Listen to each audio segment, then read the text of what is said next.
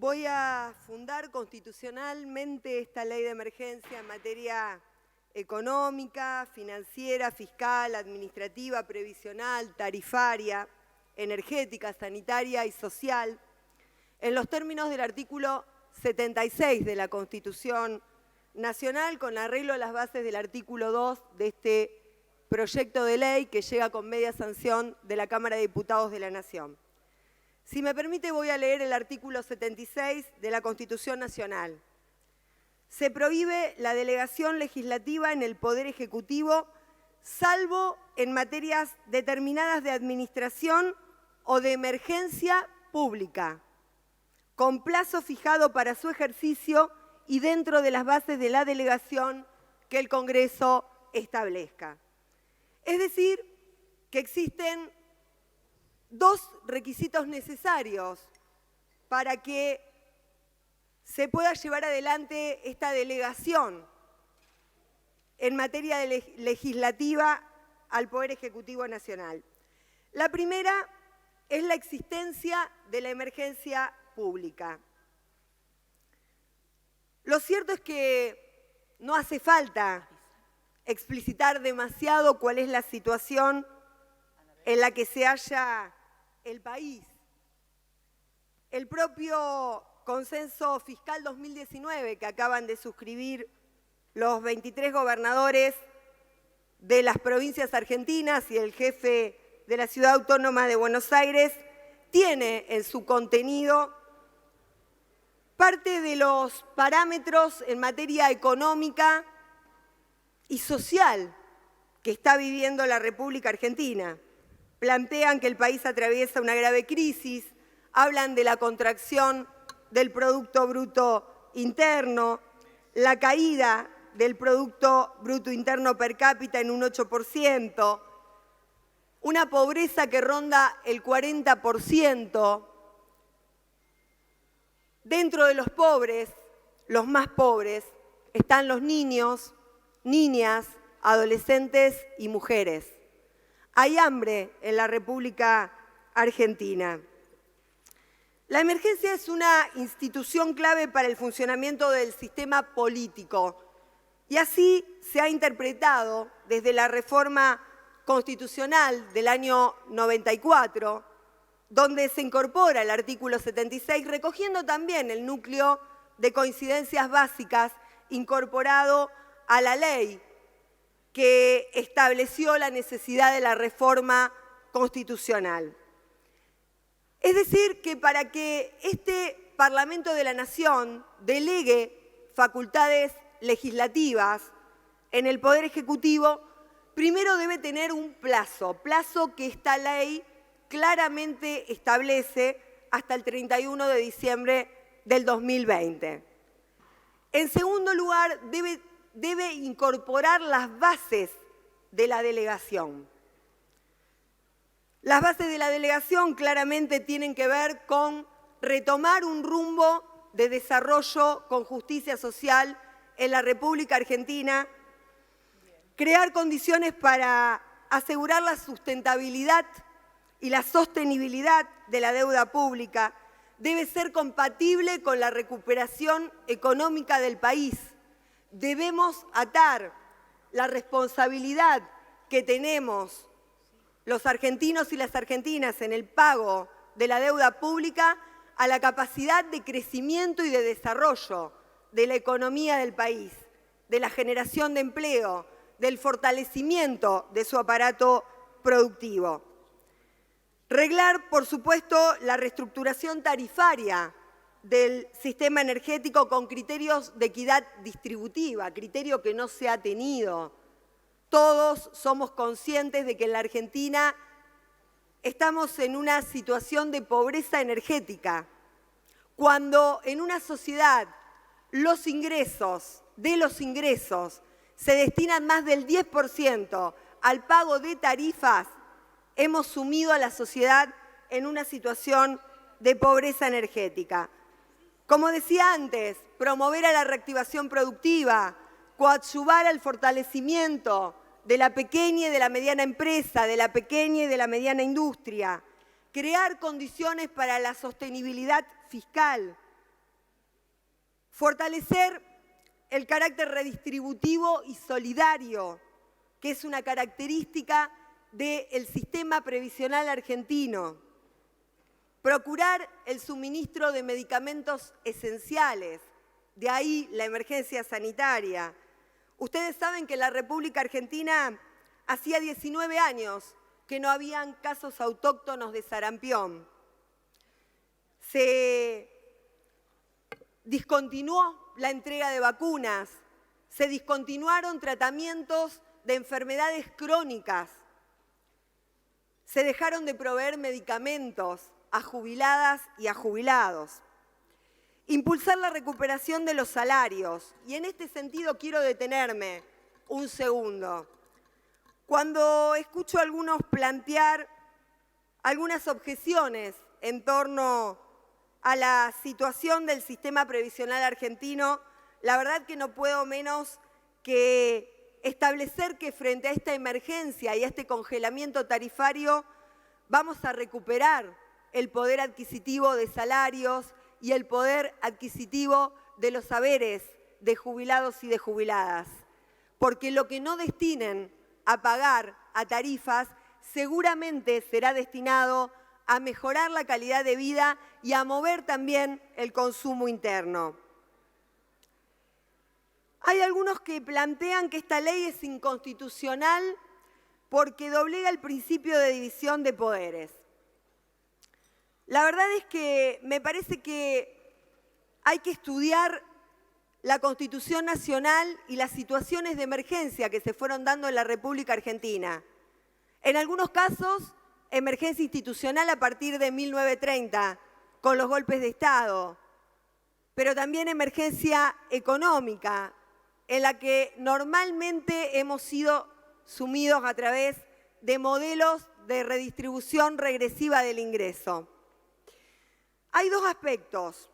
Hay una ley delegante, que es la que seguramente en el día de hoy vamos a sancionar en este Senado de la Nación Argentina, y hay un decreto delegado, que es el decreto que seguramente luego dictará en uso de las facultades que concedemos en este Senado de la Nación y desde el Poder Legislativo, el propio Poder Ejecutivo Nacional. Por lo tanto, plantear que el control constitucional se realiza en esta etapa es un error supino, es no comprender cómo se debe controlar el ejercicio de los derechos que establece la Constitución Nacional.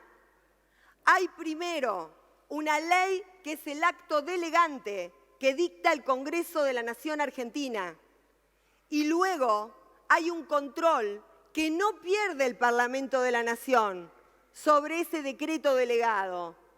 Y el Congreso de la Nación, a través de la Comisión Bicameral de Trámite Parlamentario y Legislativo, es la que va a tener la facultad de controlar que el Poder Ejecutivo no se exceda en las facultades legislativas que en esta situación de anormalidad se tiene que dictar, porque esto también hay que decirlo. La emergencia se dicta en el marco de una situación de anormalidad, es una situación excepcional. El Poder Legislativo también se reserva el control y seguimiento de la deuda pública a través de su Comisión Bicameral de Seguimiento y Control de la Deuda Externa. Por lo tanto, de ninguna manera el Poder Legislativo cede facultades al Ejecutivo sin ningún tipo de control. Solo cuando el Poder Ejecutivo Nacional dicte el decreto y ejerza las funciones que tiene que ejercer en consecuencia de ese decreto delegado, este Congreso de la Nación podrá obtener una conclusión en torno al control de la constitucionalidad del acto de gobierno. La Corte Suprema de Justicia de la Nación, en el caso ruso, anterior al artículo 76 de la Constitución Nacional, establecía también algunos de los principios que luego se recogieron a través de ese núcleo de coincidencias básicas que fue la etapa previa a la reforma constitucional del 94. Y también decía que debía haber una ley, que se debía perseguir un fin público, respetar los principios del sistema constitucional y la limitación de los derechos dispuestos a raíz de la emergencia debía estar sometida al principio de la razonabilidad. Por lo tanto, señora Presidenta, no se desguaza el Parlamento. Por el contrario, el Parlamento de la Nación hace uso de las facultades que se establecen a través de la Constitución Nacional.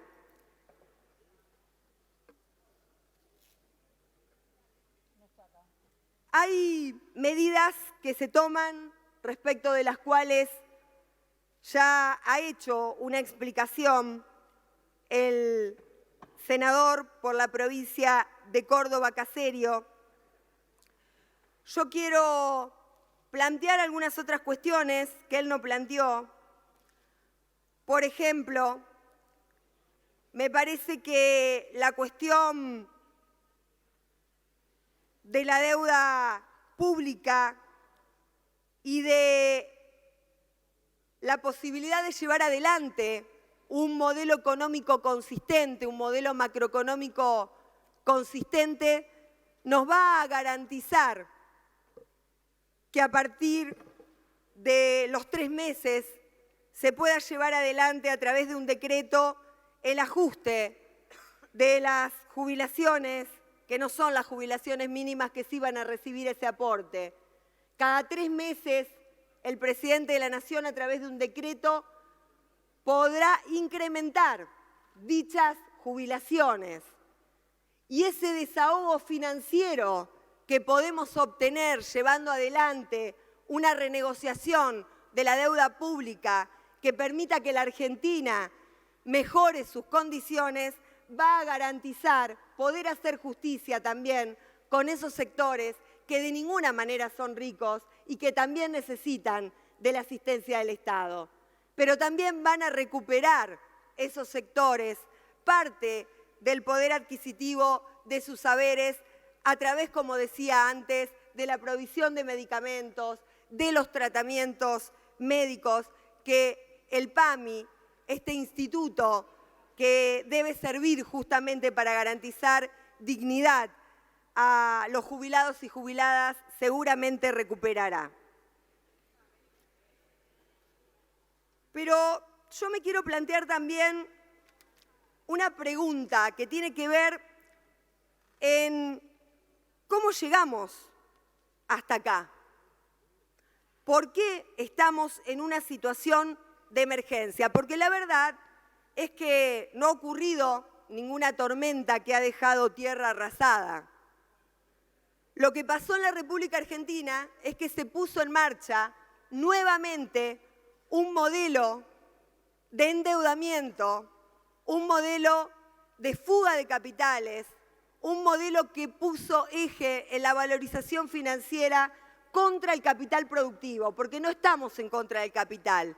Por el contrario, lo estamos demostrando con esta batería de medidas en beneficio de las pequeñas y medianas empresas, en beneficio de las cooperativas, en beneficio de la pequeña y de la mediana industria. Yo quiero recordarles a todos y a todas que en marzo de 2016 el gobierno de Mauricio Macri lanzaba un documento que presentaba ante el Banco Mundial para mostrar las bondades de la economía argentina. Marzo de 2016. Ese documento se titulaba Argentina, tierra de oportunidades. Y me voy a permitir leer 5 puntos que tenían que ver con lo que Mauricio Macri y su gobierno le decían al Banco Mundial en torno a la economía argentina. Decía, Argentina tiene una economía robusta, menos del 6% de desocupación, capacidad de endeudarse dada su baja relación deuda-PBI. En ese momento, en 2015, diciembre de 2015, habíamos dejado una relación deuda-PBI del 13%. Hoy, la República Argentina tiene una relación deuda-PBI de casi el 98%. El mayor PBI per cápita en la región después de Chile, decía el documento del gobierno de Mauricio Macri, tercera economía más grande de la región después de Brasil y de México. Y algunos otros parámetros para demostrar que lo que ha ocurrido acá, como decía antes, no es una tormenta. Otra vez en la República Argentina se puso en marcha un modelo de redistribución regresiva del ingreso. Se endeudó al país a costa del sufrimiento de miles y miles y miles de argentinos y argentinas que se cayeron del sistema y que hoy están reclamando esta ley de emergencia de solidaridad social y de reactivación productiva. La pobreza en el 2015, 29.7. ¿Nos gustaba esto? No, por supuesto que no. Faltaba mucho por hacer, pero estábamos en un camino de crecimiento, de desarrollo. Habíamos sentado las bases de la independencia económica para que nuestro país con autonomía pudiera llevar adelante un proyecto emancipador de país. Hoy la pobreza ronda el 40%. PBI per cápita en dólares. Dejábamos un PBI de 14.884 y hoy tenemos un PBI de 10.916. La inflación, 27,5%. Hoy supera el 55%. El salario en dólares, 580 dólares. Hoy 275. Se vetó la ley antidespidos, una ley que salió del Parlamento de la Nación con una amplia discusión y que fue vetada por el presidente Mauricio Macri. La competitividad de las empresas para ellos siempre es a costa del salario de los trabajadores y de las trabajadoras. El riesgo país era de 555 puntos. Hoy es de más de 2.200 puntos. El tipo de cambio, 9,5. Hoy es de 63,08.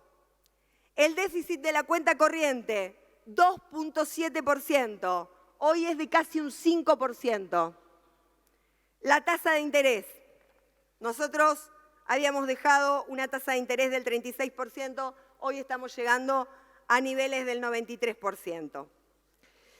Y lo decíamos en su momento, señora Presidenta, cuando se derogó en este Parlamento de la Nación la Ley Cerrojo y la Ley de Pago Soberano, que se abría un nuevo ciclo de endeudamiento en la República Argentina y que si ese endeudamiento no se ponía al servicio de la capacidad productiva del país, no íbamos a generar las condiciones ni la capacidad de repago de esa deuda. Y la verdad es que esa deuda se puso al servicio del capital financiero y la fuga de capitales, porque las empresas, las pequeñas y medianas industrias en la República Argentina están devastadas, destruyeron la industria nacional. Por eso celebramos que se retome el camino de la industrialización del país. Celebramos que tengamos en marcha un modelo económico que trate de reconciliar definitivamente en la Argentina a la industria y al campo, porque no pueden ir por caminos separados. Decíamos en ese momento que nuestro gobierno, a través de Néstor Kirchner, había desendeudado al país, lo mismo que había hecho Juan Domingo Perón en su momento cuando terminó de pagar una deuda histórica. Siempre los gobiernos nacionales y populares vinieron a desendeudar para garantizar independencia económica y para garantizar justicia social. Como sé que se me está acabando el tiempo, señora Presidenta, tengo mucho más para decir, pero quiero dedicarle un párrafo a la situación de las retenciones, porque esto afecta directamente a mi provincia, poblada de pequeños y medianos productores agropecuarios. Y en torno a esto quiero hacer un primer señalamiento. La verdad es que las retenciones son una herramienta.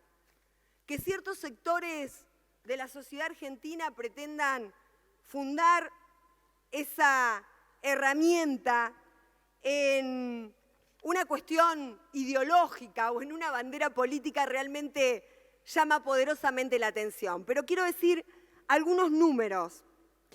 Durante la década del 90 no había retenciones en la República Argentina.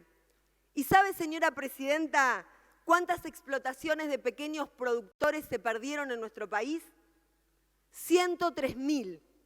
Desaparecieron 103.000 pequeños productores agropecuarios. Cuando Néstor Kirchner llegó a la presidencia, había 12 millones de hectáreas hipotecadas, que se deshipotecaron por las políticas de gobierno que llevó adelante el presidente Néstor Kirchner y luego en su gobierno, presidenta. Esto también hay que decirlo, porque la verdad es que nosotros somos hijos y nietos del Grito de Alcorta. Yo soy orgullosamente productora agropecuaria y del sur santafesino. Y creo que esta segmentación es un logro histórico, porque siempre hemos planteado la necesidad de tratar de manera desigual a aquellos que son desiguales. Tratarlos en igualdad de condiciones es una supina injusticia. Por eso celebro que se haya incorporado la segmentación a este proyecto de ley de emergencia. Lo celebro porque entiendo que hay que tener una discriminación teniendo en cuenta el lugar donde se produce, la cantidad de toneladas que se producen, y hay que tener también una discriminación importante con los sectores de la agricultura familiar y las economías regionales. Por último, decirle, presidenta, el régimen de compensaciones para pequeños productores que llevó adelante Axel Kicillof en la última etapa de su gobierno es una política realmente virtuosa que hay que retomar en la República Argentina, sentados en la mesa con los distintos sectores del campo, porque no hay un solo sujeto agrario en la Argentina.